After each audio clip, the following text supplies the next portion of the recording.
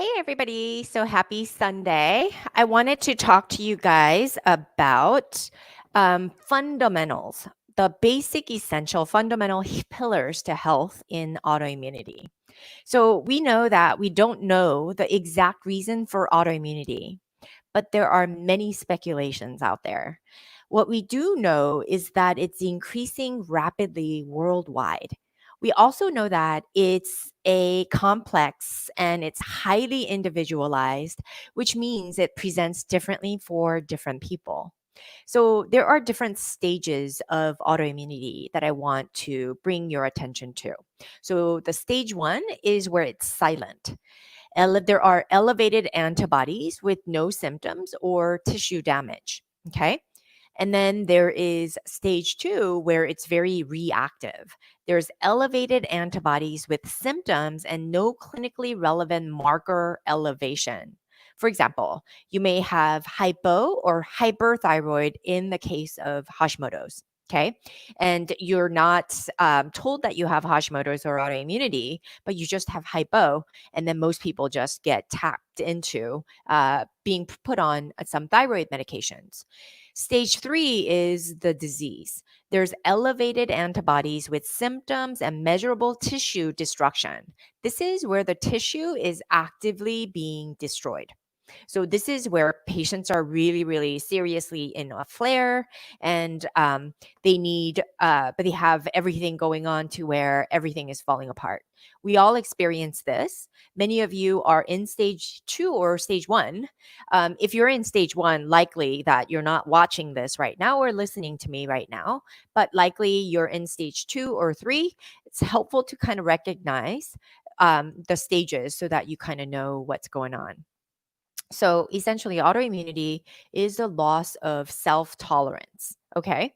And it's due to pollutants, some toxins, hormonal changes, immunological reactions. Yes, it can definitely have a play in the diet, infections, and different stress responses to different things. And I see this play out a lot. A lot of patients might have a divorce or a loss of a parent or a child or a significant loss or some traumatic event ultimately takes them spiraling down this path of sickness.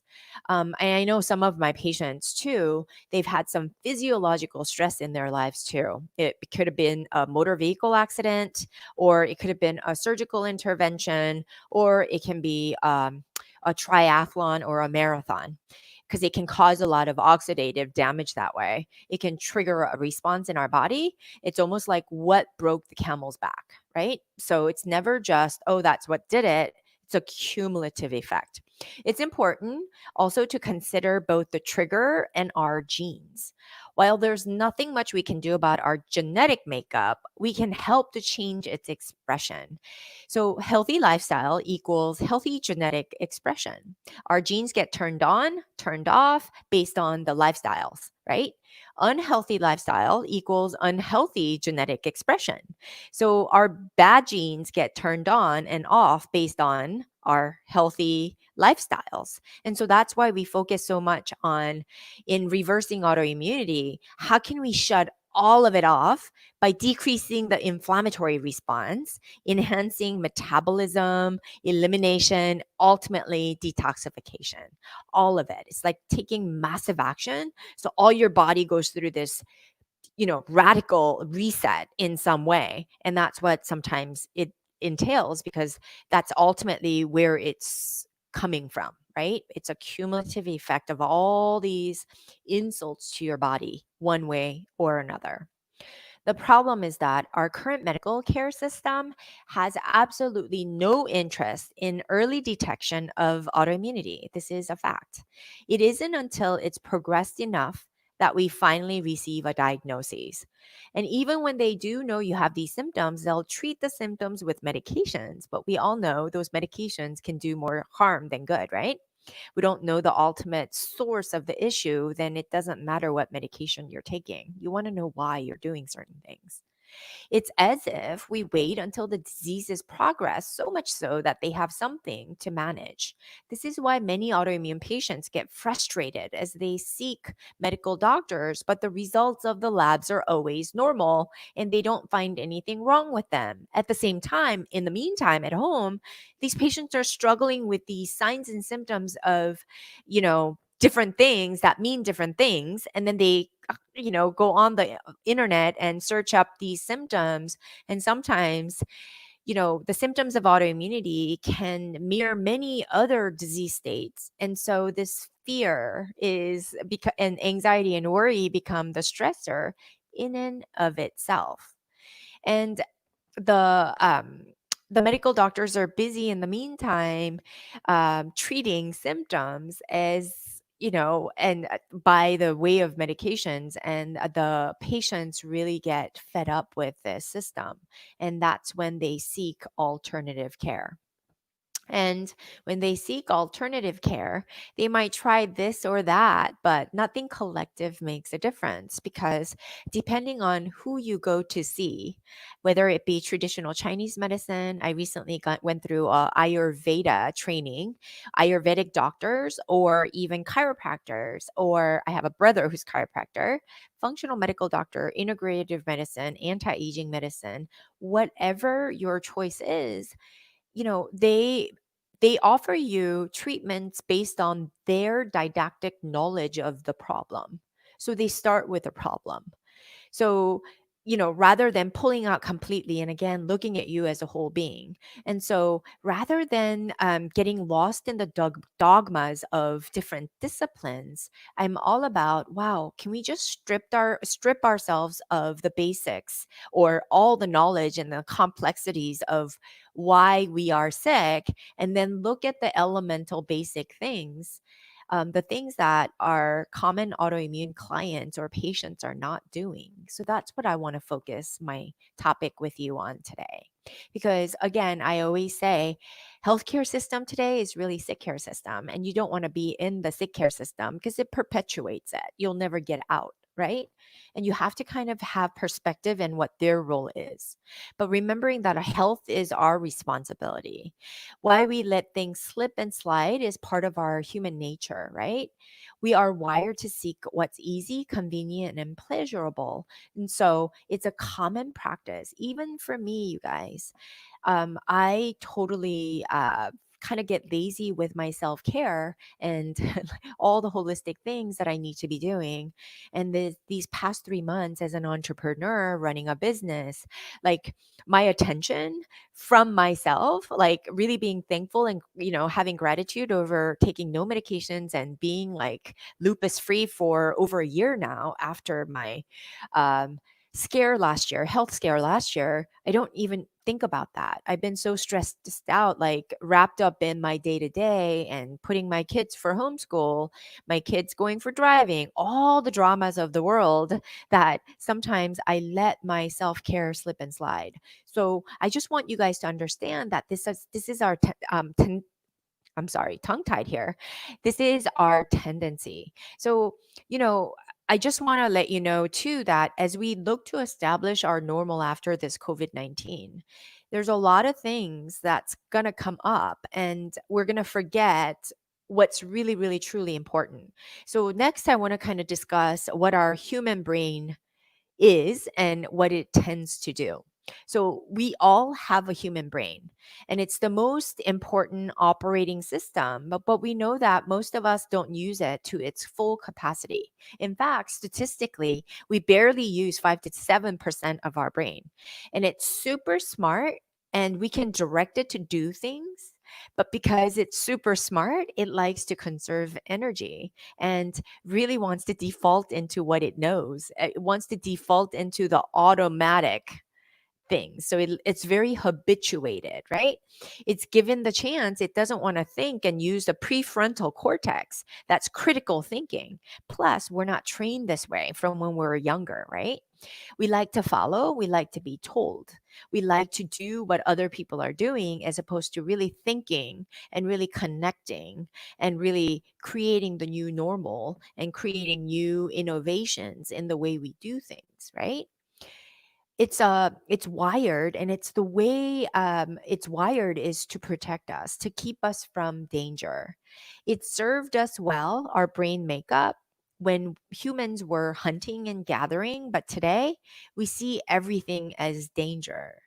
We live in an informational age where information is so abundant, and this especially is in the context of recent pandemic and protests, as these are interpreted in our brain as threats right now. And you guys have to be honest that everything that we read, like the social media feeds, it's highly addictive. And when you read it, the news, every time you turn it on, it's very like, it's information, yes, but it's very opinionated, and it's really creates a lot of cognitive biases and polarity and stressors and worry and fear, and it's drives to think like, it's just not good overall, right? Not to mention, I have so many of autoimmune patients looking for solutions from the internet, but you have to really place like proper filters on the internet, because there isn't anything that is very highly specific on the internet. So you have to be very cautious. And I just want to say this concept of echo chamber on the internet is something that I talk about on a regular basis. And I think I talk about this on every podcast practically, because I really want you guys to learn to guard your mind against the things that's going to cause more worry. And it becomes an incessant thing that we do. And we kind of pull into this loop, because with autoimmunity, have a tendency to like get into this stressful situations and stressful looping thought patterns that creates more anxiety and grief and worry unnecessarily.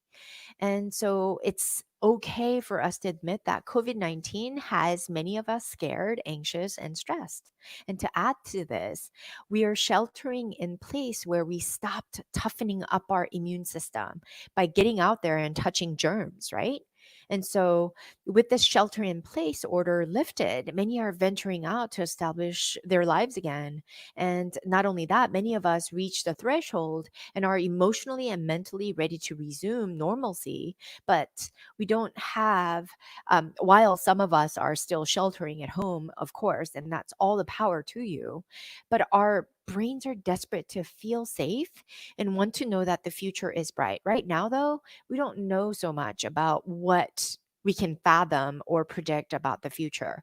And so immediately our brain goes into this very safe mode, where we look to the past to want what's, for the future. But right now, there is a disconnect between what was to what will be. So all we can do right now, you guys, is to sit with what is and really get clear on what we need to do, right? And as we settle down to establish our future, perhaps it's now more than ever important to not go back to what was, right? It's time to establish a new ideal future, not establish the new normal, right? We want to live. Do you really want to live a normal life? What is considered normal with autoimmunity, right? There are certain expectations, and these assumptions, these are things that keep us status quo. And I just have to tell you, all my life, especially in the last 20 years living with autoimmunity, status quo, and really rising above the status quo, to dare to rise above and get into that uncomfortable place, is really what's created health for me. And it's those times where I up leveled and grew. And so I just want to remind you, don't feel like you have to go back to what you think is normal. I want you to know that power to create health is within you. It's within me, and it's a decision you can make. So, what was normal for you before COVID? Symptoms management? Living a healthy life? What was it? Normal is protecting ultimately the status quo. It's what has been done. It's what masses do. It's the herd mentality. It's exactly what's not working. You look to the left, you look to the right, and you want to do what everybody else is doing.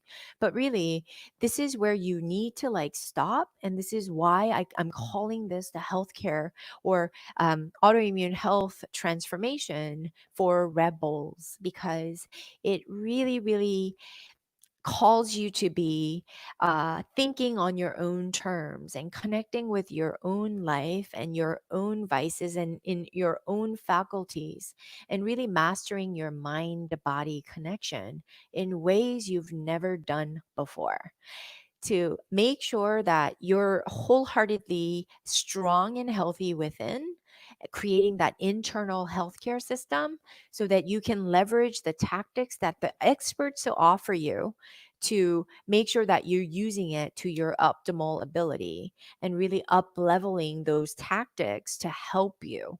And you know if it's helping or it's not helping, and you get to choose what that is doing for you.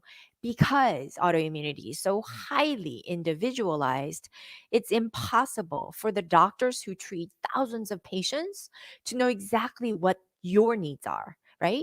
And least of all, they're not talking about you, or they're not thinking about your health.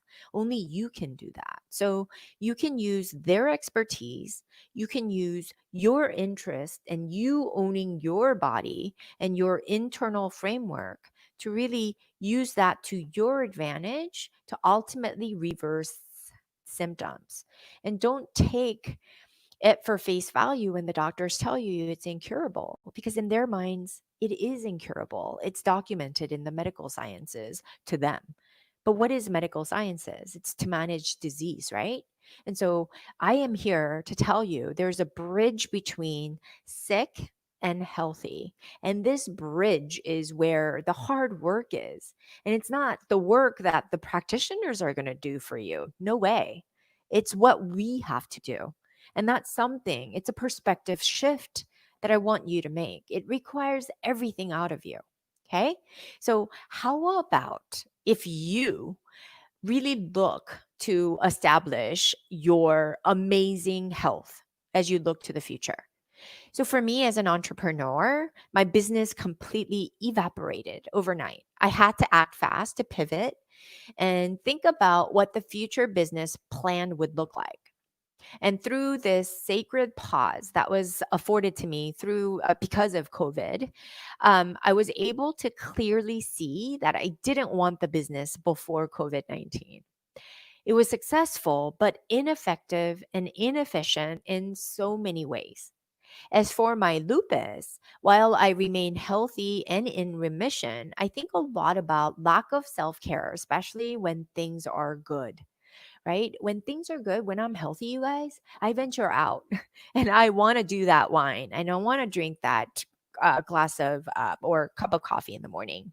Those are my really the worst things that I do for myself, if you consider that bad. But I tended to get like a little bit more, or cut my yoga practice a little bit more short and skip some meditation because all I had was time on my hands. I lost the structure during COVID-19, right? I had to like really seek my discipline from within. While I'm a very disciplined person, there was a lot day by day, like nothing changed. And sometimes when I did watch the news for information, it was very, very unnerving to see that we had no answers. We still don't have answers right now. And my mind doesn't do good without answers. It's only when things are bad that I tend to slow down and really think about my health. For instance, the times when I was locked up in the hospital bed, those are the times when I really reflect. And I think, really, honestly, if I'm really being honest with myself, because I'm so type A, that those are the only times that I'm thinking, okay, this is God's way of telling me that I need to rest. It's super bad, but that's tends to be the case. So I do right now have to force myself and remind myself of self-care. It's a cultivated skill that I'm learning, and that's what I'm emerging, or that's how I'm emerging out of this COVID to create the business in a new and better way so that it's aligned to create this newfound health and strategies for cultivating health in the people that I serve. So, this is how our brains are wired, and is why I want to bring this to your attention. The basic fundamentals of health and autoimmunity. The first roadblock is really in our brain. So, understanding that that's our tendency and that awareness is the first thing to change anything. So, if you gain anything out of this podcast or episode today, I want you to really be aware of our human brain tendency, right? To really want what's convenient, what's easy, and what's pleasurable, right? So I want you to know too, the second concept is that we focus on what we create. Okay. I want to introduce you to an important part of our brain. It's called the reticular activating system. Reticular activating system is a diffuse network of nerve pathways in the brainstem connecting our spinal cord to our brain, and it mediates the overall level of consciousness. So let me give you an example of how the system works. Let's say that you're in the market for a car. So I might tell you, okay, go see if you can find, I don't know, Teslas on the road. All of a sudden, because maybe you're in the market for Teslas, right? And so when you have that car model in your mind, all of a sudden your brainstem brings that to awareness to where that's all you see. Now you see Teslas all over as you drive, if you're driving right now. And so, and for me in the past, it was somebody mentioned like back when I was in college about how much that person hated Focus, Ford Focus, for whatever reason. That person hated Ford Focus. And then after he mentioned that, I was like, I never even knew that car existed, right? You and I both, there's so many cars out there nowadays. As soon as he brought that to my attention, I remember seeing Focuses all over. And it was just one of those things, right? And then another example that I want to give you is a lot of the times when we drive home, I do this a lot. I check out and I'm driving. I'm attentive to the extent that I can keep myself safe. But how I got home, the route that I take is on autopilot. So much so that I'll be pulling up into my garage and then I don't even remember how I got there, what path I took, right? Because it's automatic. But when we're asked to go to a new place, now I have to pay attention. It brings the mapping or navigation to our consciousness to where we start to pay attention. Those are the things that I want you to think about. So we make what we focus on. So if you focus on sickness, that's more of what you're going to create. If you focus on creating health, that's really going to be at the forefront of your mind, is why I'm inviting you to join our Facebook groups. And I'm doing so many things, and is the reason why I created this podcast so that I can shift your mind and then like expand your mind to think about your disease in a different way. So I digressed a little bit. So I want you guys to really know that the focus is really, really important. And if you are um, really committed to doing your part, to creating your own health in your life, it'll take effort, but you'll ultimately create health for yourself. And that's the challenge that I want to invite you.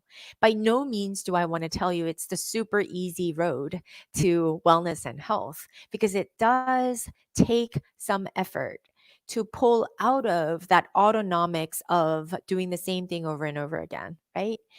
Changing diet is hard. Changing lifestyle is hard. If you're not used to exercising, for me to tell you to go do an hour worth of yoga, like forget it. So we have to sort of understand that these are like little small steps that you can be taking.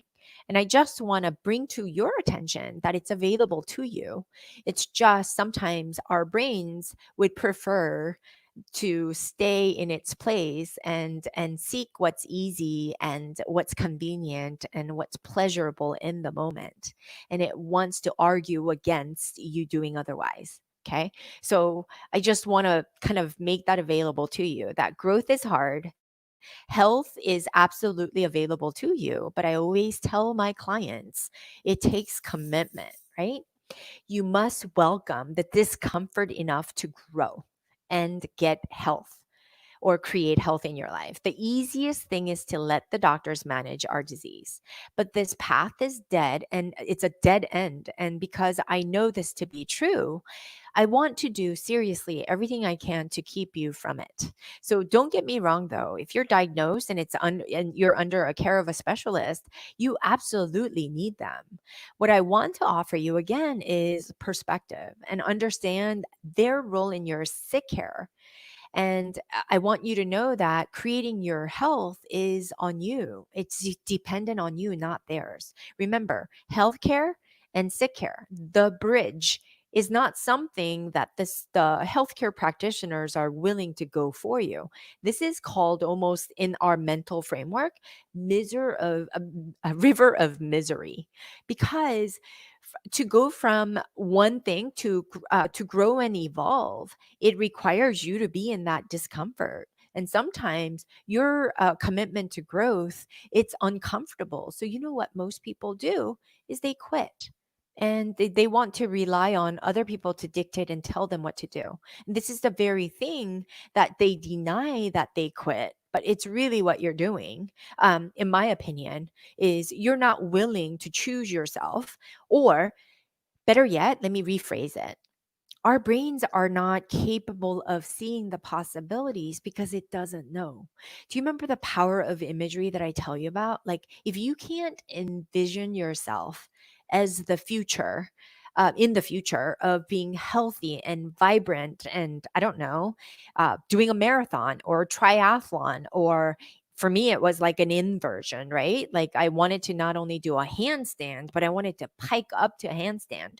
The amount of agility and neuromuscular connectivity and control that required, I wanted to aim high.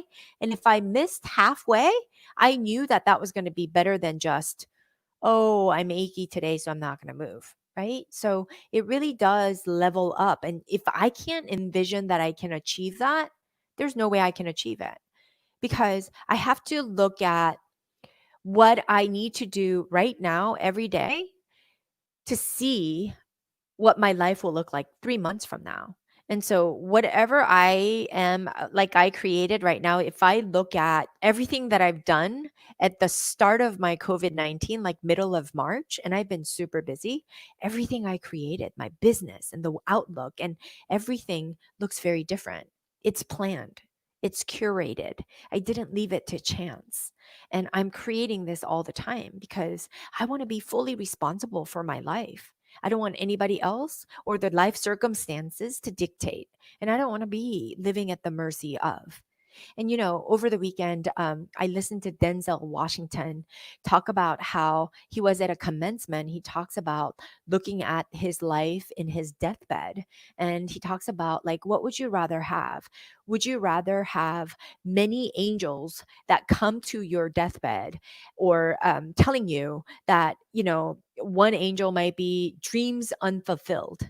Right? All the things you wanted to do, but you couldn't do. If every angel represented on your deathbed of everything that you wanted to do but couldn't do because, again, by default you lived by default, then how bad would that be? And so living with the mind of how do you want to remember your life in your deathbed is something that I think drives me. And I think lupus has given me that gift, because I was on my deathbed not too long ago, exactly about a year ago.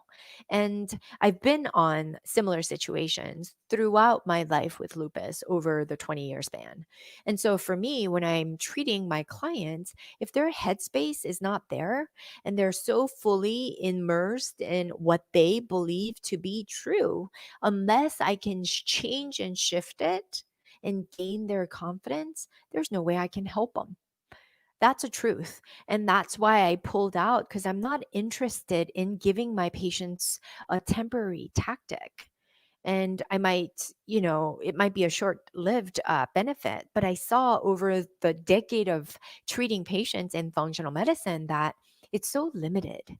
And unless I can show and tell what it feels like to go through, that there's going to be no transformation that's being made. And to me, I'm looking for this health transformation. That's why I call my program autoimmune health transformation, because that transformation is absolutely required. And the symbol of lupus is butterfly. It's like the cocoon as a caterpillar, right? In order for you to go through the transformation from caterpillar to the butterfly, there's a lot of transformation genetically. And then finally, you have to shed the shell to bring out the butterflies. And I feel like most humans live without knowing that they have this butterfly. And I think the greatest gift in autoimmunity is why I use it. And I challenge you to use it as a catalyst for transformation is the gift that we have to realize and go through this transformation.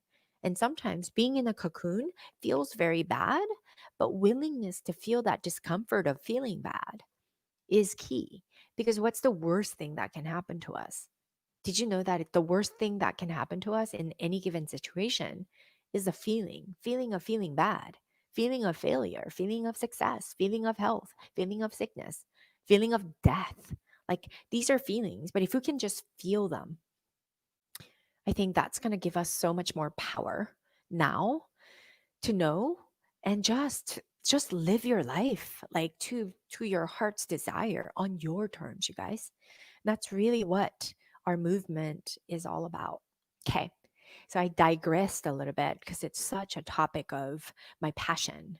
And it's something that I wish, if I were to write a letter to myself right now, to the 20 years ago version of myself, this is, I think, what I want to write is so much so true that this is what my message has been so much. It's so much of it is in our mindset. So let's talk about the fundamental pillars to health. There are basic pillars to health that you should be aware of to maintain your body's balance. Number one is eating healthy foods.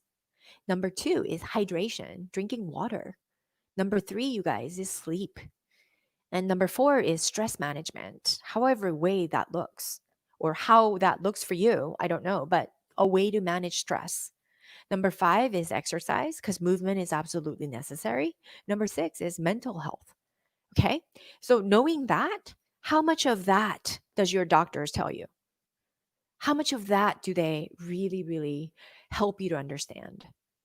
I think there's a lot of complexities in just the topic of healthy food alone.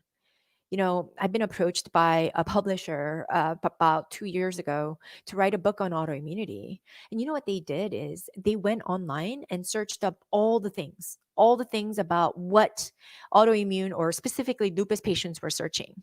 And based on that, they wanted to dictate and use me as an influencer to write the book. But you know what? I wasn't writing the book. They were going to write the book. They were going to tell me exactly how to write the book, put my name on it to, as somebody who's gone through with the credentials and the lupus experience. And so I really had to say no to them.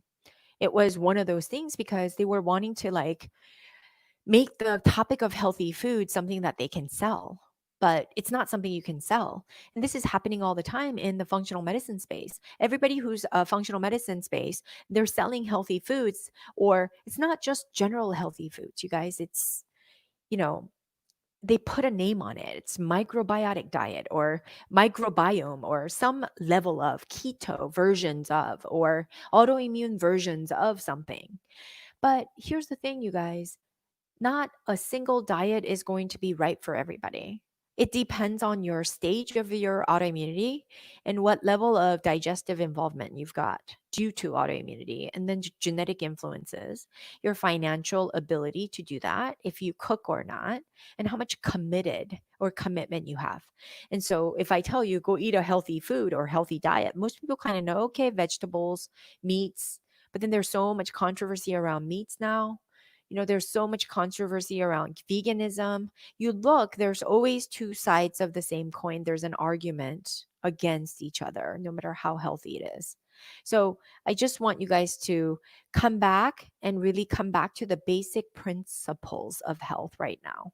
So let me just define each pillar to suit your needs at every phase of your autoimmunity and get the phase of life, or respecting your phase of life is key. And Understand you, be mindful of what you're willing to do. And I'm not going to tell you must do this, because you ought and shoulds and all the conversations that we have with ourselves, it didn't serve me very well when I had autoimmunity. When I wanted this, but I couldn't eat that. And so I beat myself up for not doing the thing that that book said. And I couldn't embrace certain diets because it made me feel awful. But because this doctor said that that was the way to go, I didn't know, why it wasn't agreeing with me. And then, you do that a couple of times, and many of my autoimmune patients are at a loss as to what to do. And so scratch all that.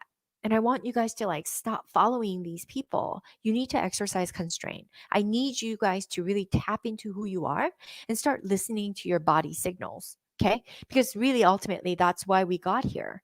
We need to pay attention to what our bodies are telling us. When there's an imbalance, our bodies have a way to let us know.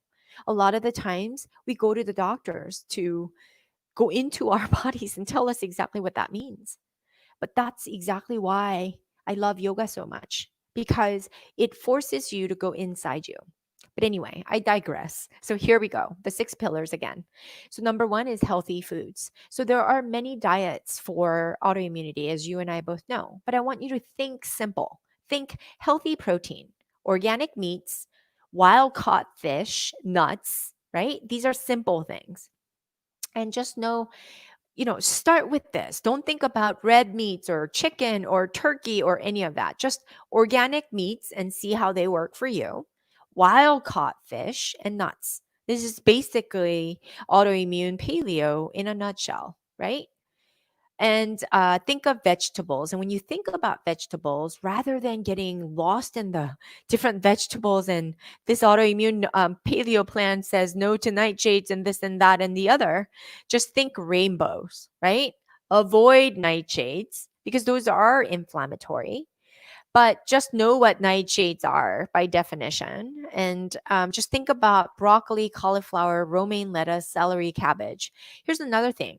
Cooking tends to denature the proteins. And autoimmunity really is all about causing antigens or reactive antigens to the proteins.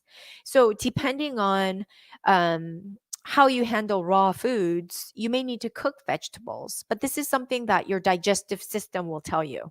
If you get gas and bloating, think SIBO, think dysbiosis, think you need to balance. So this is exactly why, I can't say this is what works. And this is why in my private group, I give you what's called the elimination diet, right? Alkaline elimination diet. Start there, eliminate all the inflammatory foods from your diet, which is going to make it super easy.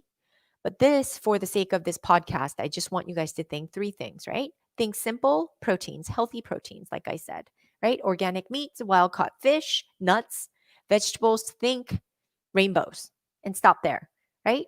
And then high quality fats. Think MCT oil, avocado, hemp seeds, of EVV, avocado oils, and extra virgin olive oil, and even ghee.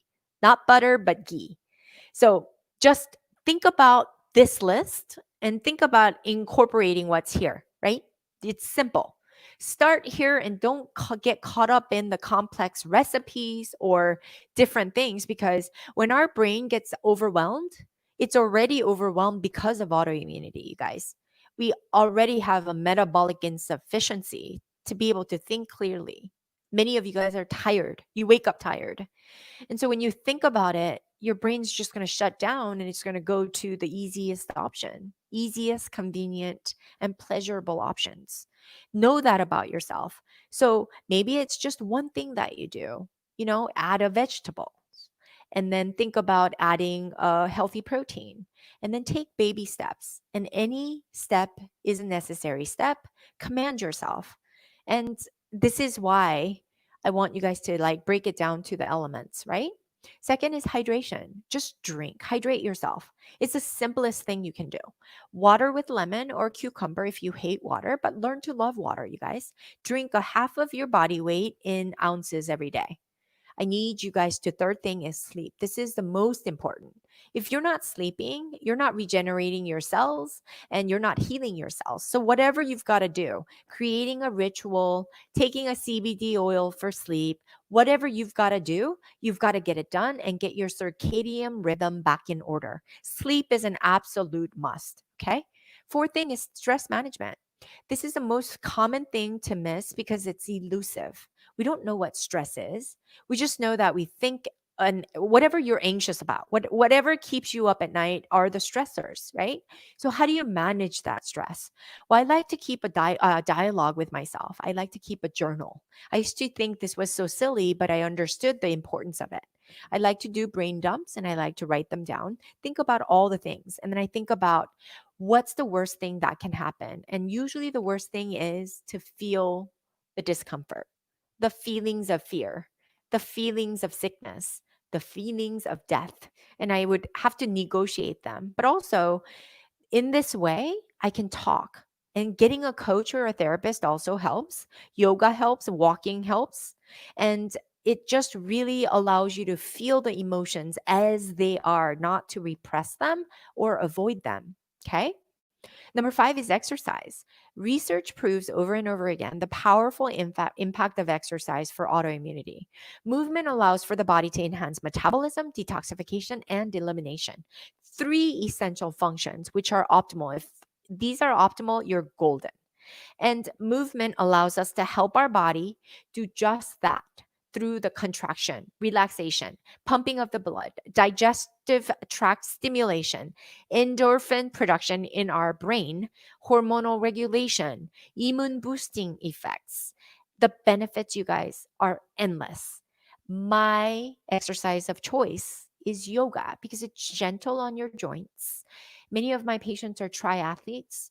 Many of them are cyclists, many of them are runners, but they realize it's catabolic effect, oxidative damage, oxidative stress can be a trigger to autoimmunity. But my thing is not to tell them to keep them from their love of exercise, but it's ultimately how do I heal now or how do I help you heal now to go back to it, right? So, exercise is something that I want you to be mindful of. There's a full spectrum of you guys. Those of you who don't think exercise is good because it hurts to move, but it's counterintuitive. Movement is key. Those of you who are, venting your stress through exercise, I think this is healthy, but ultimately can also come back to bite you. How do I know that? Is because I used to be one of those.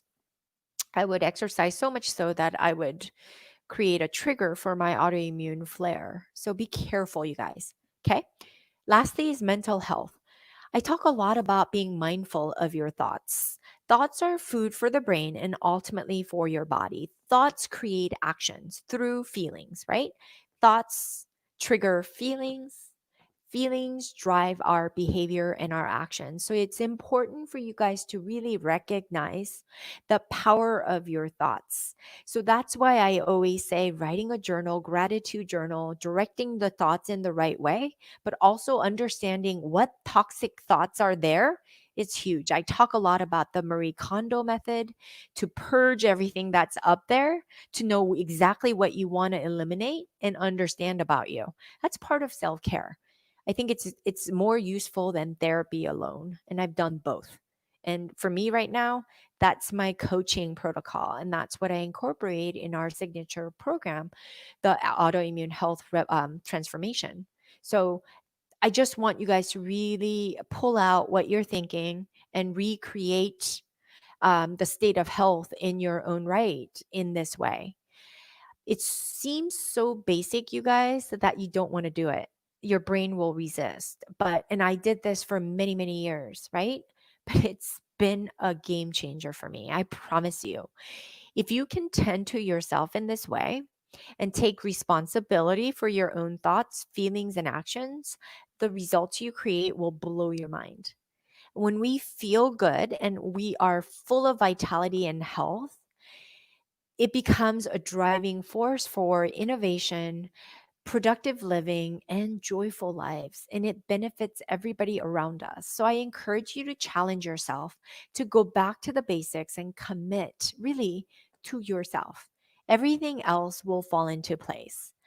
Also, I want to invite you, because I do believe very much that we're the average of 5 people that we surround ourselves with. And I want you to start to surround yourself with those elevated minds in our private Facebook called the Tribe of Autoimmune Health Rebels. Next week, I'll be hosting a workshop for a full week on autoimmune detoxification for health. Right? So it's a full workshop for 5 full days. There's going to be a lot of bonuses. It's going to be me coming live every day at 12 o'clock. And I'm going to be sharing tips and pearls, everything to equip you to really live the solution every day. So it'll also help you to have breakthroughs in your life by simply applying the basic concepts that are principally oriented versus tactic, short term orientation. I want to thank you guys so much for listening, and I will see you guys in the private group.